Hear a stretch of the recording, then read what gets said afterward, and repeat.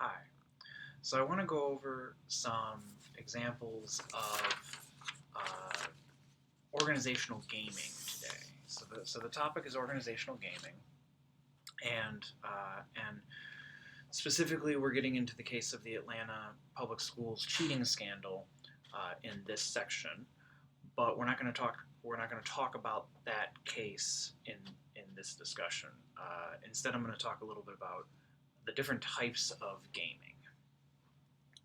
So So, what is organizational gaming?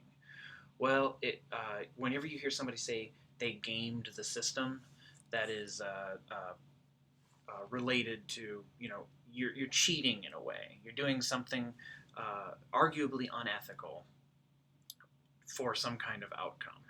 And so there's different types of gaming. One of them called ratchet effects. So with ratchet effects, this involves freezing performance levels at a certain level to avoid having expectations raised on you. So if a company or an organization or a department thinks that if they if they always have to be showing improvement, then they'll freeze their performance levels. They'll report their performance levels at the same spot all the time, and then that'll keep expectations lower. So when their higher ups decide that they need to be measuring, improving their work through these performance measures, then they aren't setting the expectations too high for themselves. There's also output distortion. This is a really interesting one. So output distortion, when you intentionally manipulate the results by modifying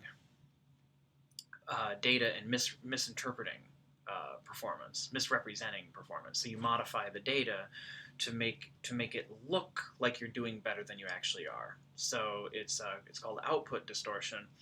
And my best example of this, if for those of you who fly a lot, is airlines often do this. The estimated flight time on your ticket when you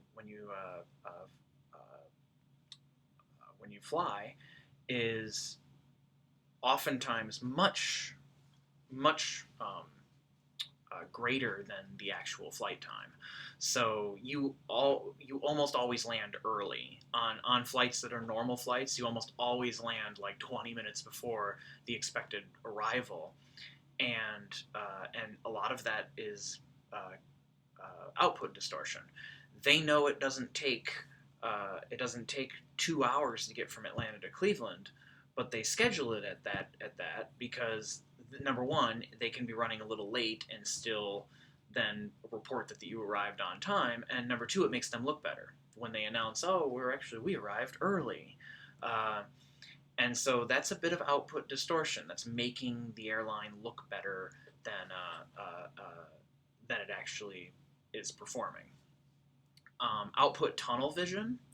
This is when you improve your performance only for qualities that can be measured at the expense of things that can't be measured. So you focus only on the very easily measured things. So you have tunnel vision, and you're focusing on specific things, and that determines whether you're being successful or not. Think of output tunnel vision with the Vietnam War. So military advisors during the Vietnam War, what did they want to focus on? How many people did they kill of the opposing troops? How many people did they kill? Body count. Body count was the thing. Hey, we're winning the war because of body count. When that didn't really tell the whole story, but it can be measured, and it was a favorable to the U.S. troops measure that made it look like we were winning in the Vietnam War. But clearly, though, that data did not tell the whole story, and so there was a bit of output tunnel vision in that case. Cherry picking, certainly you've heard the term cherry picking before. Reporting only certain cases with high performance. So when you cherry pick your data, you don't report the whole story. You go, well, we did really well here, and we did really well there, and you're cherry picking data on performance measures that make you look good. Favorable focus is another category of organizational gaming.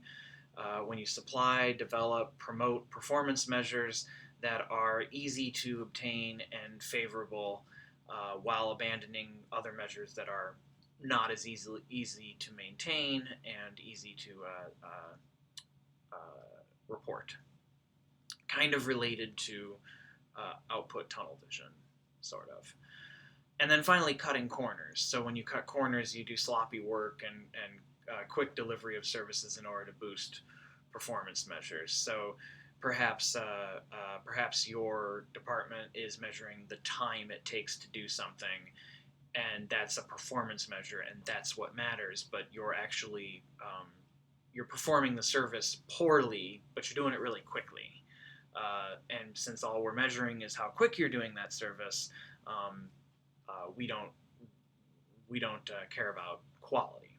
So cutting corners and doing sloppy work is another way of gaming the system if you're focused on measures. And so those are some basic organizational gaming techniques: ratchet effects, output distortion, output tunnel vision, cherry picking, favorable focus, and cutting corners.